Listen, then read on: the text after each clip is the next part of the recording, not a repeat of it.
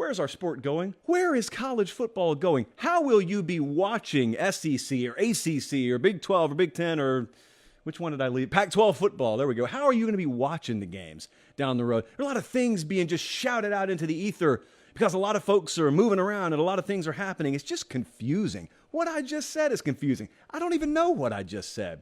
At least I'm man enough to admit it. Some of you shout in these microphones and don't even admit when you don't know what you're talking about.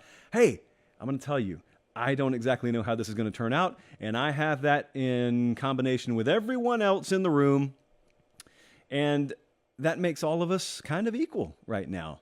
So what's happening? Well, it's not one thing, it's a lot of things, but I've told you for the better part of 2 months now, I keep on using the volcanic metaphors, and I'll continue to use it. We keep getting more and more signs. We keep getting more and more trigger mechanisms falling into place that indicate something big's coming in college football, and something big could be coming not just in one part of the country, which brings us back to the last time you and I spoke. We talked about the Pac-12 and how they were really struggling to get a media rights deal secured. Nothing has changed from then to now, and so it looks every bit as treacherous and uncertain out on the West Coast as it did 72 hours ago. But something else happened. And I know a lot of you may be tuned out and you just rely on our show to keep you up to date with what's going on in college football. Good strategy. I wouldn't waste my time with this if I were you either.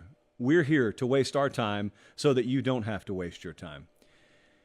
There was a little board of trustees meeting down in, I think, Tallahassee, Florida. I know that the AD of Florida State University, Michael Alford, spoke at said BOT meeting, board of trustees meeting. And he said something that reminded me and hopefully reminded you what I've been saying. Stop focusing on the Pac-12. It's more like a multifaceted eruption that's on deck. There's so much going on behind the scenes. Now, here's the trade-off, and it's kind of unfortunate. In exchange for some people inside our industry, the media industry, letting you know some of the things that are going on behind the scenes, the very next breath they use to say, now don't say that on air. Now don't talk about this publicly. So instead, I've just tried to breadcrumb you along a little bit. And when the Michael Alfords of the world step up and say what they said, it's like a green light. I don't need to rely on sourcing anymore. It's just out in the open. It's public.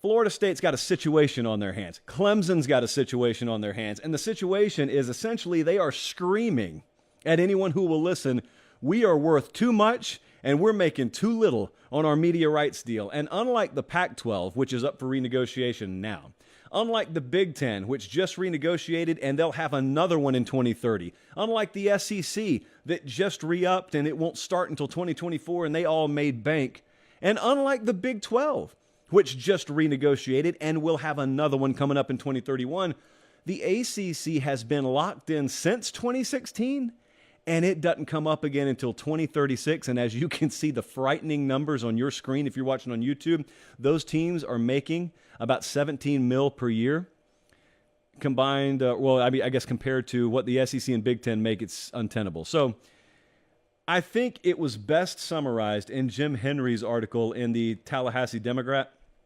when he was reading some of the minutes and some of the exchanges from this Board of Trustees meeting.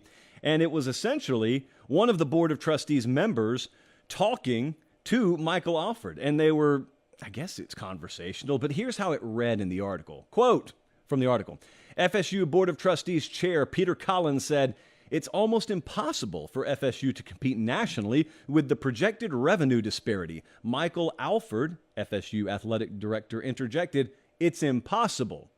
What they mean there is not that they can't put a football team on the field. It's that you can't expect them to compete when they're making fractions of the money that the other teams they're expected to compete against nationally are making. That's common sense. You don't have to have followed this for a second to understand that. You got two possible paths here as far as I see it. The first is a theory, and I'm not so sure. There's a lot of foundation under the theory, but one of the theories is ESPN's the media partner here.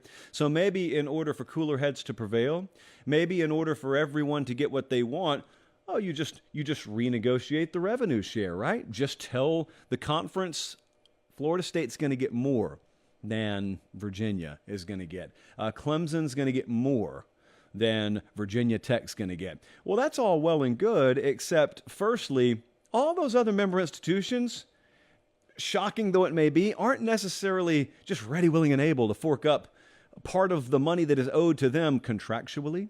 And number two, and this is just me theorizing, I don't see the motivation for ESPN. If I were them, and I'm sure the execs listen and hang on every word I say, if I were them, I'd lean back because I've got what I need to have written on paper.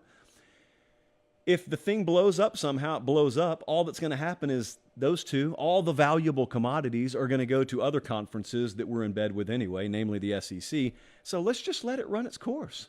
We've got a wounded animal over here, and we got a pack of lions over there, and then we've got like what do alligators run in, Jesse? Are they packs? Are they herds? I don't know. Well, listen, there's a group of alligators over here. Let's just see what happens. Let's just watch and see what happens. There's no master plan. That's what I'm trying to tell you. That's what you're going to spend a majority of your time reading on the internet when people talk about this sort of thing. And the ones who talk about it on airwaves, whether it be visual or audio, everyone wants to know what the master plan is going to be. Everyone wants to know what the end game is going to be. I'm telling you, there's not one. There are just far too many complicated moving pieces all moving simultaneously. It's like watching the universe and trying to figure out how it works. There's a design behind it. You can't figure it out.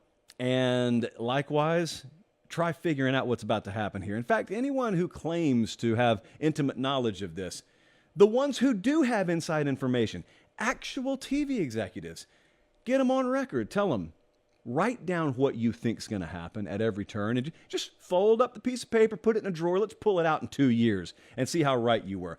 No one's going to be right. See, that's the beauty / terror in watching a volcanic eruption. You view it from a distance, you're not getting affected. It's really interesting. It's sort of spectacular when it blows up. Man, talk to the folks who are in the same zip code. Talk to the folks who are at the base of that mountain. And the other part of that is it doesn't even matter if you know the eruption's coming. Like in sports media, in television, in conference realignment, I think any of us who have been around more than 5 minutes understand there's way too much activity. There's way too much smoke for there not to be something coming. They knew Mount St. Helens was going to blow, and then all of a sudden, while everyone was looking at the top, it just blows right out the side. Even when you know the eruption's coming, you have no clue how it's going to erupt. Fascinating footage, kids, for those of you who haven't watched it.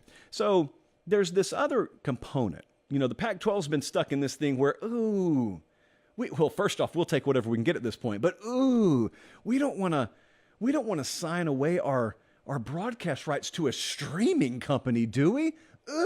How are they going to find our games? Were they finding them to begin with? That's a low blow, and I apologize. But how are they going to find our games if we're majority broadcast on Apple or Amazon? Well, I may have some good news for you if you don't want to delve into that world. I had some folks in the comment section actually saying, you guys better get used to streaming because everything's going to streaming. Well, no, it's not. That's false. Your favorite shows may have long since gone to streaming. Your favorite movies you may watch by pulling up streaming.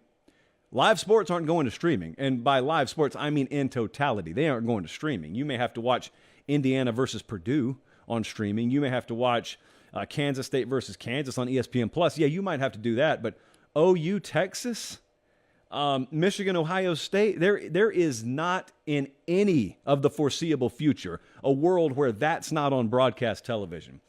And the reason why, I think it was Chris Vanini that did a really good job explaining this on The Athletic recently, is because that streaming bubble kind of sort of popped and no one wants to admit it.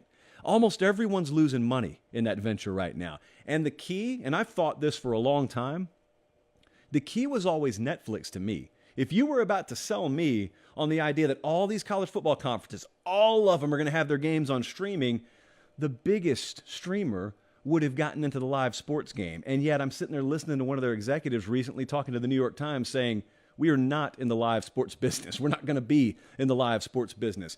For so long, people just thought, it's going to happen. And they ignored laws of entertainment, which won't be found in any history or philosophy book necessarily. But let me explain the laws of entertainment to you. They're very simple. If you love watching The Office, whomst doesn't? If you love watching The Office, you ever watch 2 episodes at one time? Of course you haven't. Only a psychopath would behave like that. If you want to watch a movie, The Words, for example, you ever watched The Words and also Silence of the Lambs at the same time? No. Only a psychopath would do that. Have you ever watched 2 football games at once? Of course, everybody does it. If you can get away with it, you watch 3 or 4 of them at the same time. You can't do it in the streaming world. Or you got to be a total nerd to figure out how to do it, and the majority of us aren't. And so instead, the laws of entertainment suggest that anything you need to watch multiples of simultaneously is not going to work in that world. And sports are that. And college football is that. And even if it wasn't that, if it's harder to find, which the games are when they go to streaming, conferences with options are not interested in putting a lion's share of their inventory there. So I know it sounds cool to say everything's going to streaming. No, it's not. I dare you to bet me that every NFL game will eventually be on streaming, or every Major League Baseball game, or every college football game will eventually be on streaming. I dare you to bet me that. I don't mean the ability to stream. Of course, you have the option to do it with every game now. I'm talking about streaming only. I'm talking about turning on CBS on your television and not being able to see a game at 3:30 on Saturday. That is not happening in the near future or in the mid-future or in the long-range future. That's not happening. But in the meantime, we have a little situation here that I don't know the conclusion to. Because what happens if things blow up in the ACC is probably something that happens parallel to if things blow up in the Pac-12. And I want you to understand what I'm saying. There's no skill in knowing whether this is going down. And I don't even know litigiously how it would work itself out. But I think there's a world where really smart people with law degrees figure out how to get FSU and Clemson out of the ACC if they need to. And there's going to be a large chunk of change that has to be swallowed. There's a pretty big bullet that has to be bitten. But I don't think it's quite the size as is spelled out in that TV contract or media rights deal, only because I think there are loopholes that smart enough people can find.